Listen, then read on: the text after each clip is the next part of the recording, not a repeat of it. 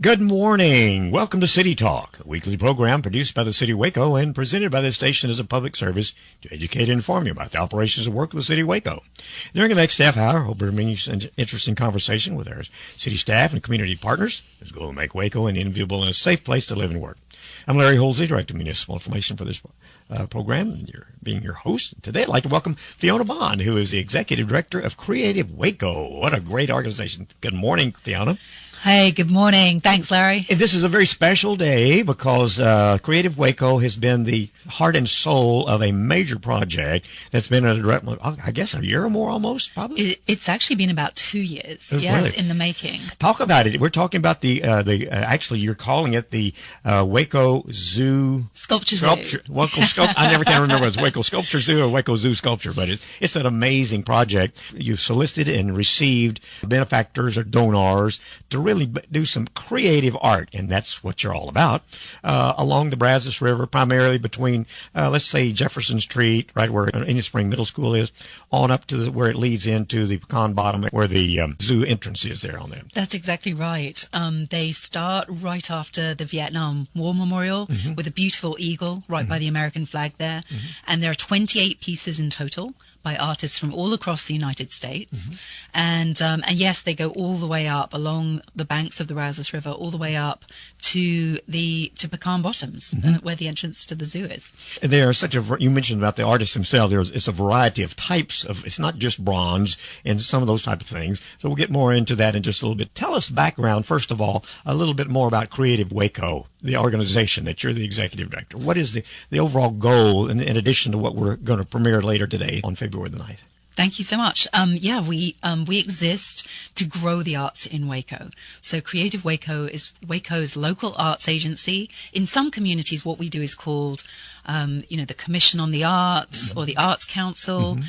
We wanted to have a title that said what we do. So we are Creative Waco, but we work with the state, the city, the county to deploy resources and strategy in order to grow the arts and cultural sector in Waco. So our goal is to make Waco a fantastic hub for arts and culture, really exciting, vibrant place to be. We don't just work in visual arts, although often, I guess not surprisingly, that's what's most visible of what we do. But we also work with theatre and film and music, poetry, all art forms and artists of all art forms and creative entrepreneurs as well. Yeah. Well, and you were probably instrumental in helping Waco get the designation for a, what is it? Cultural district. Yes, state designation. Yes, yeah. That's a huge thing because that shows the development of the city and has a strong interest in being a part of the art world. Absolutely. And it's opened the door to new funding for our community, not just for us as an organization, but also for all of the organizations that work in Waco. It's a little bit like a quality mark. So it means that when Waco-based arts organizations apply to a trust or foundation from outside our community, maybe the Bloomberg Foundation, maybe the Texas Commission on the Arts or National Endowment for the Arts, it kind of sets Waco's rank higher and it gives a greater chance of getting funding. But it also creates a kind of infrastructure for us within Waco to say, okay, we want to grow the arts and here are some ways we want to do it. And so we crafted, we work with many different stakeholders and partners to craft a strategy for how we want to grow the arts in Waco. And so that's become the blueprint of what we're doing. Yeah. Well, how long have you been involved in organization, been in existence? Yes. Well, I was actually the founding executive director. So I guess, sometimes you have to be careful what you wish for, right? Right. When we first moved here, I started having a number of conversations with people about the work I had done before we moved here. It may be incredibly surprising to people to learn that I'm not from Waco originally. You don't have that typical Texas accent, I don't guess. I say I'm from Far East Texas. But anyway, yes, so I'm from the UK and I did work in a number of cities in the UK, including kind of most recently in Dundee in Scotland, where really strategic investment in arts and culture was a really important driver for economic development and really for the pivoting of that city to go from what we affectionately called the cultural armpit of Scotland to becoming a flagship city of arts and culture. It's now home to the brand new Victoria and Albert Museum of Art and Design, and it's really a phenomenal city. having been part of that process, we started asking questions about what would it take for Waco to have that kind of journey. And we're glad we brought you here. Now, is that where you learned the bagpipes, or did you have bagpipe Yes, experience I did. before? I learned the bagpipes in Scotland. So my son and I both play the bagpipes. We do that for relaxation, you understand. And you do it very well. And you were one of how many in Waco that actually played? Only around 6, I think. Yeah, we say we're in the top 6 of bagpipe players in Waco. Well, you bring an extra talent, part of that, and I don't know if that's considered art or not, but I guess it depends who you're asking, I think. There you go. Well, that influence, and I know people have seen you riding your bicycle around town because you're full of a lot of creative energy all the way, not only pedaling and playing the bagpipes and things like that. Well, the honest truth is I hate to join a gym, and so riding my bike from meeting to meeting is my way of getting some exercise. And it's free, too. It's free, yeah. Exactly. And it even saves me money on transportation.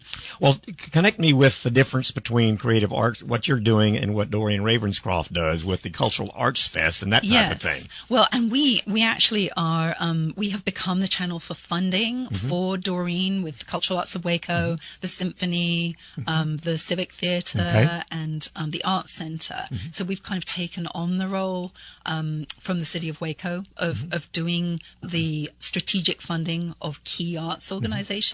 And so we work very closely with each of those organizations in terms of trying to help them be as successful as they can possibly be in terms of their goals and their development.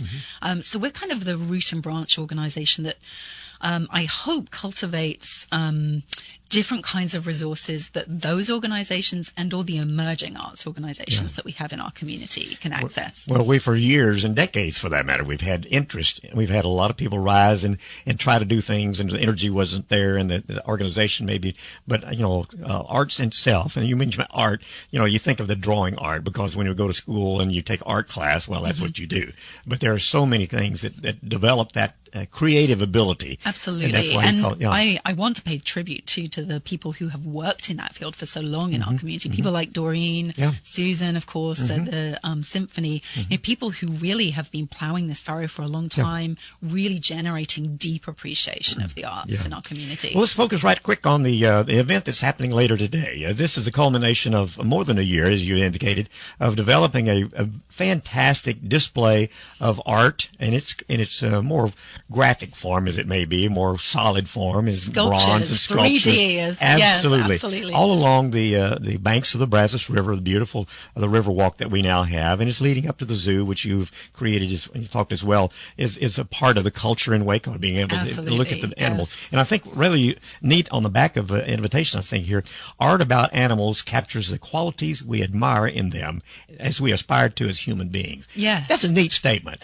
Talk a little bit about that and how that was arrived at, and then we're going to get into the 28 different sculptures that were created, the donors, and how that whole process worked. We're going to invite people to be able to come down and look at it at any time. Wonderful. Yes. Well, that quote is really, I think, at the heart of one of the reasons this is such a powerful addition to our community. We live in divided times, and especially in an election year, there are many things that divide us as human beings, but one of the things that unites us is art and animals, actually. I think, one of the things that is so universally appealing about these pieces is you can say something about an animal that it's much harder or more kind of politically fraught to say about a person. So many of these sculptures are actually about things that we can all identify with. For example, one of the pieces is a baby elephant who was born disabled. And that elephant, there's actually a book about, it's a true story. It's a book. There's a book about that elephant. He was called Eli, and he was born unable to walk, and he had to learn to walk. And his mom and those who were caring for him helped him learn those things. He overcame his disability and learned to walk. There's another piece which is about a story from our own zoo. Razak and Auntie is the name of the piece. It's right at the entrance to the zoo. And it's all about how baby Razak was rejected by his mom soon after he was born. Right. And he was... she turned out to have postpartum depression, which is a very human experience, and it exists in the animal world too. And so he was cared for partially by his auntie, and that's just a lovely piece about how that nurturing can come really from any source. But it's just important that it happens. And that's such a parallel to the human experience too. It really is.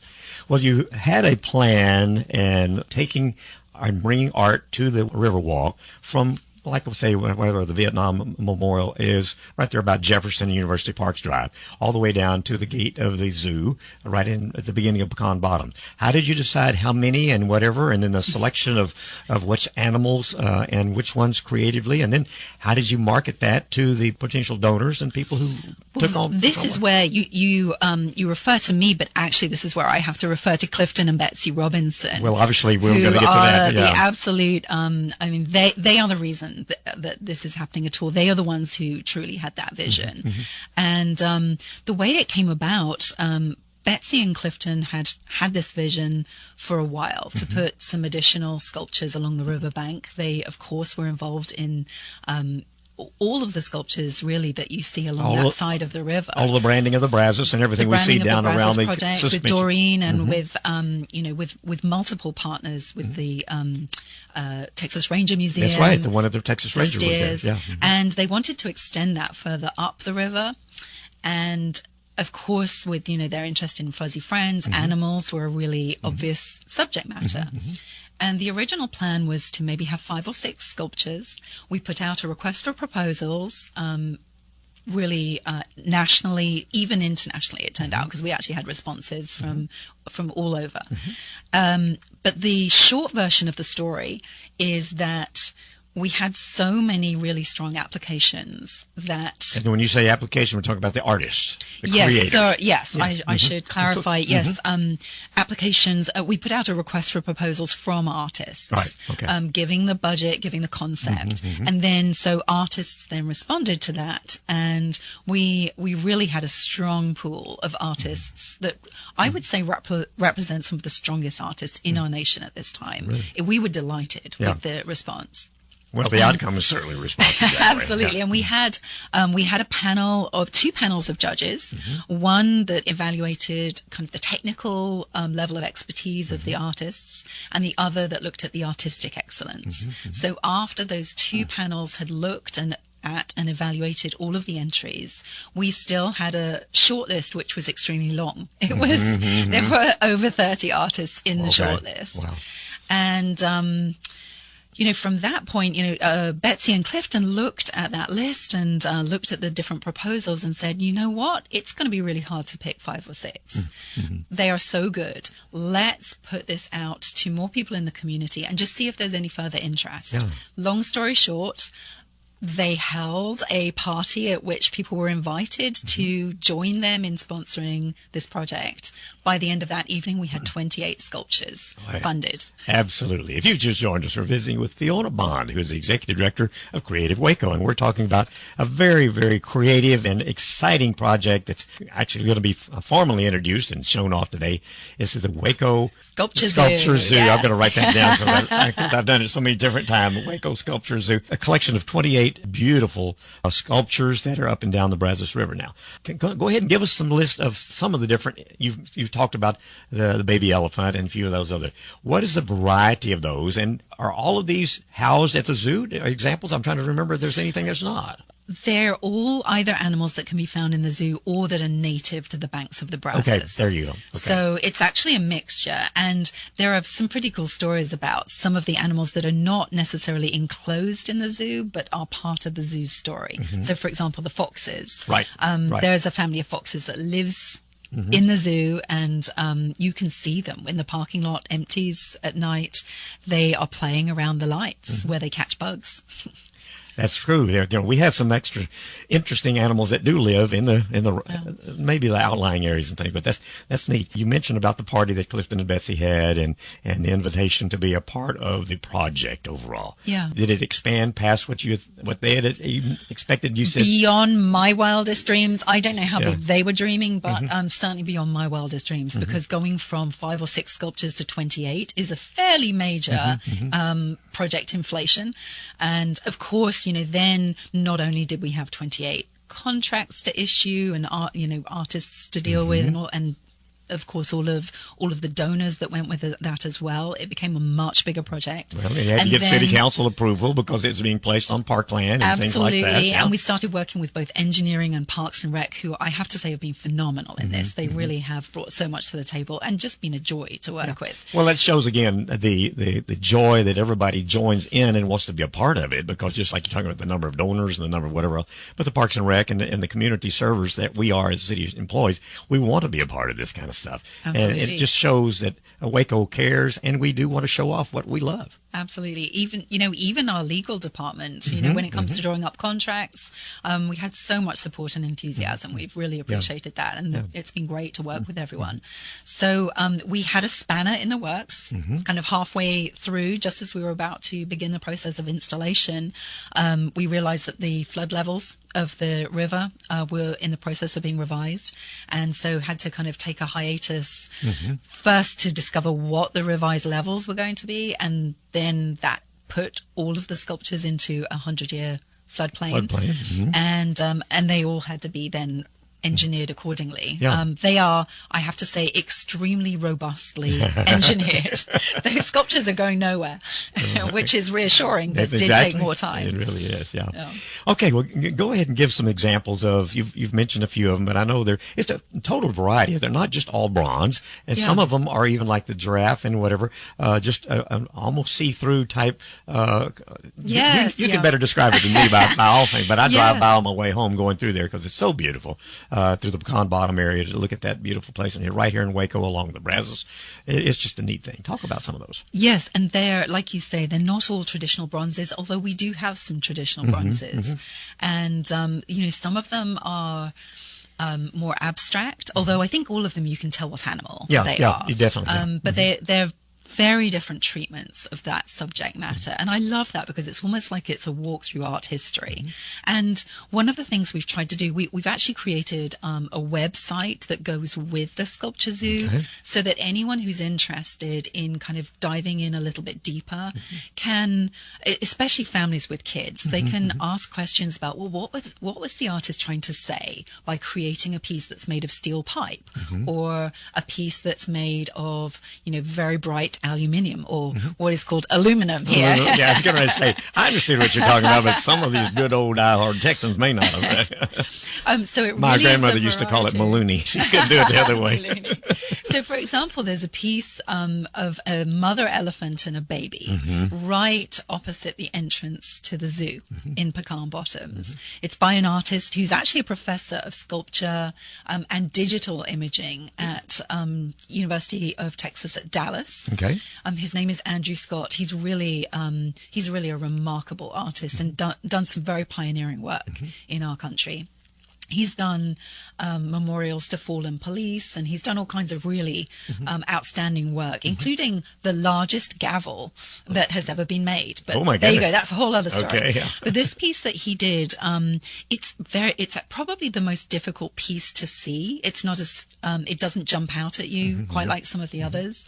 It's really an abstraction created by all of these kind of filaments of steel that makes the shape of a mother elephant and baby. And what I love about it, these really substantial, weighty, resilient looking animals in that form look very fragile, almost like ghosts. And he's making a comment, or at least I think he's partially making a comment on how threatened elephants are in the wild, the fact that they're disappearing from our landscapes, and obviously African landscapes. We don't have that many in Central Texas. No. But he's talking about how we as humans interact with this species, because so much of human history has been bound up with elephants. Absolutely, and their history has been bound up with us. A lot of the artists have worked with the symbolism of animals. So, for example, one of the artists, he's an artist from California, Solomon Bassoff. He's done a number of pieces he uses a stone-like material, which he molds like clay. Okay. And so it ends up being stronger than stone, actually, because it's bound with all kinds of, epoxies and other materials. But he molds it like clay, and he's made some really fun pieces that are very interactive. They're almost, I would say they're almost kind of caricature-like. They're very engaging. Kids absolutely love them. They've got fabulous glass eyes. But one of his pieces is a tiger, and that's a tribute to the very first Waco High mascot, and also a tribute to Tyson. It's called Tyson, Yes, but Paul to Tyson, Paul Tyson, the football coach.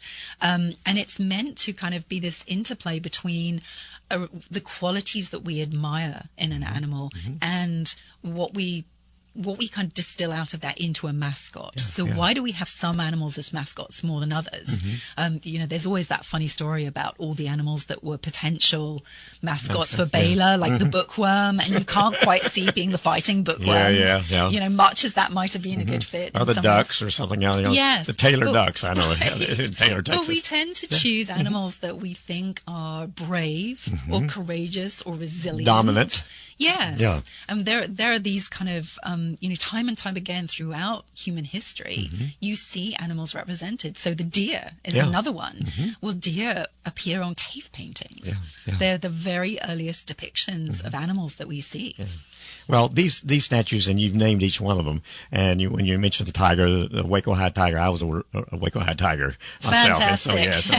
And I remember Paul Tyson too, not necessarily as a coach, but anyway, I've lived here all my life, and there's a lot of Waco people who will tie to that type of thing. And that's really a neat deal. But there's so many different ones. The birds in flight, and there's some of them you're just oh wow, how could you be that creative? I'm not that creative, artistic. Those birds taking flight are by an artist called Bloomberg, and he actually did one of the memorials for 9/11. Okay. And also for Aurora. So he's done a number of really significant pieces across the country, and this is a piece he did specially for Waco. He did the birds taking off like that because we talked through the stage that Waco is at right now, and he wanted to do something that marked the fact that as a community collectively we're at this takeoff point. Yeah. And I think he really captured that beautifully. Well, speaking of that, now you have we've helped you with creating video to help identify, number one, the donors. We are so grateful. Yes. Well, but it turned out I'd love to be a partnership with that. But we had each of the donors, more or less, and Cliff and Betsy were primarily one of them, come in our studios, and we recorded a little video based on y'all's design, what you wanted, to help the people who are coming to see this talk about the video and where it's going to be shown and what it really was, what you wanted it to be, and hopefully it turned out what you wanted it. Yes, absolutely, and you guys have done a great job on that. We invited each of the donors to talk a little bit about why they'd selected the sculpture that they donated for, and what they hope will be the legacy of this project. And it's so fascinating listening to them. I think it's wonderful seeing and hearing them talk about each artwork. So those are placed on a website that people can interact with as they see the sculptures. It actually has an interactive map as part of it, but you can also armchair view. Okay. So, if, for example, you can't get out of the house so easily, you can still see the sculptures on the website, zoo.creativewaco.org. And that gives, each page correlates to a different sculpture, and you can see information about the artist, information about the donor, kind of the story behind it, but also information about the animal that's represented. And if it's in the zoo, you get to find out a little bit about the animal in the zoo. You also get to find out about, the animal in the wild. If it's that helps credit the donor, number one, and the creative design. And you think, okay, why is this person different? Just as you indicated, what the different art pieces and what do different people resonate with? Exactly and right. What do they want this to say to future generations? We describe public art as being like a love letter to future generations, because it really is our way of saying, here's something we thought was important, fascinating, interesting, that captures something that is about us, that we give to future generations. Well, we plan to run the videos that were created too on our channel too, so people can watch that as a random to encourage people to come down. So before we run out of time, I want to make sure that everybody knows that today at 2:30, that we're talking about Sunday, February the 9th at 2:30, between 2:30 and 4, there will be a viewing up and down, and there will be people to help transport people if they need to, but it's about about a mile walk or not quite? It's about 3/4 of a mile. Yeah. Yes. So it's a very pleasant way to walk and enjoy. And so many people walk. Like I say, I drive home that way, and I would like to see people just walking and enjoying the park. But now they're really able to see this as well. Real quick, we've got about a minute left. What's coming up next? What's your next big project for the creative art? Well, our most immediate big project is we are running a chalk art festival. When I say that, people don't understand it so well. So chalk art. There you go. I got it. Chalk art festival, which will go with the Silo District Marathon. Okay. And the goal of that is to make sure that people, I think it was 30,000 people last year that came for the marathon. They're coming, most of them are coming for the whole weekend. We want them to come to our downtown. We want them to interact with our businesses. We want them to see our artists. So we're creating this festival through downtown Austin Avenue. It will be an opportunity for schools and artists and businesses, all kinds of people to benefit from that excitement that comes with a Magnolia event. Absolutely. And it's a way of sharing the love. Yeah, sharing what we've got there. Fiona Bond, who is Executive Director of Creative Waco, has been our guest on City Talk. Fiona, I really appreciate all the energy and the creativity and everything that you've gotten. And today we're going to be enjoying the Waco Sculpture Zoo. It's a new project, 28 creative sculptures donated by local philanthropists or just good citizens that are fantastic people. Yes. Come on down to the rivers, take a look at that, and you can go to the website zoo.creativewaco.org to check out each one and find out the background on it. Thanks for everything you do, and thanks for being with us this morning. Thank you so much, Larry. On a routine basis, the Waco-McLennan County Public Health District inspects numerous food establishments throughout the county to assure them to meet health district requirements. Using a demerit system to record problems they discover, food inspectors gave the following food establishments 20 or more demerits between January the 23rd and February the 1st.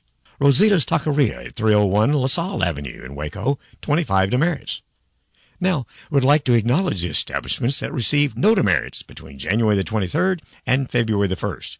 In Belmead, the Atrium of Belmead at 2401 Development Boulevard. Denny's at 709 North I-35. Walmart Supercenter at 1521 North I-35. Domino's Pizza at 700 North Loop 340. Popeye's Chicken at 1523 North I-35. In Eddy, Woodpecker Barbecue Mobile and their commissary both at 201 West 3rd Street.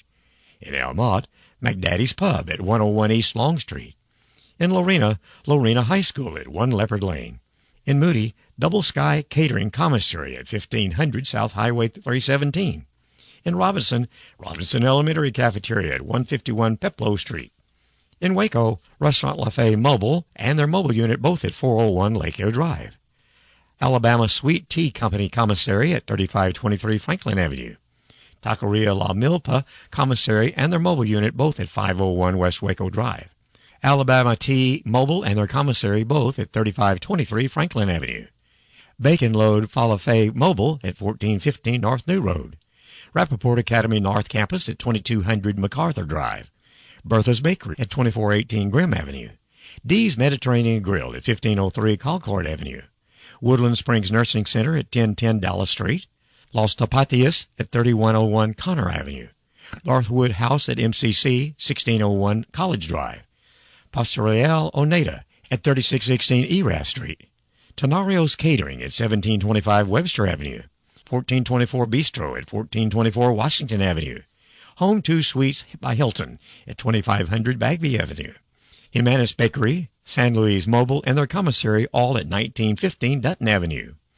Boardwalk on Elm Avenue and their commissary at 501 West Waco Drive. John Lily's Steakhouse at 5102 North 19th Street. Polos May Ray Restaurant, their mobile unit, and their commissary all at 2418 Grimm Avenue. Terrace Cafe at 700 South University Parks Drive. Waco Italia Express at 6001 West Waco Drive. Little League Baseball SRH at 3700 South University Parks Drive. TSDC Food Court at 3801 Campus Drive. Penland Crossroads at 1120 South 5th Street. Jersey Mike Subs at 720 South 5th Street. Smoothie King at 721 South 4th Street. The Muscle Cave at 3126 Franklin Avenue. Faux Etc. at 130 North New Road. Wendy's at 2718 West Loop 340. University High School at 3201 South New Road. J.H. Hines Elementary School at 301 Garrison Street. Santa Fe Taqueria Commissary at 3319 Brook Circle. A list of the inspection scores for all Waco-McLennan County food establishments is available on the City of Waco website at waco-texas.com. Just click on Departments and scroll down to Health District. The food score link is to the right, listed first. We hope you'll join us again next week for more information about the City of Waco on City Talk. This program is produced by the Municipal Information Department of the City of Waco and is provided as a public service by this station.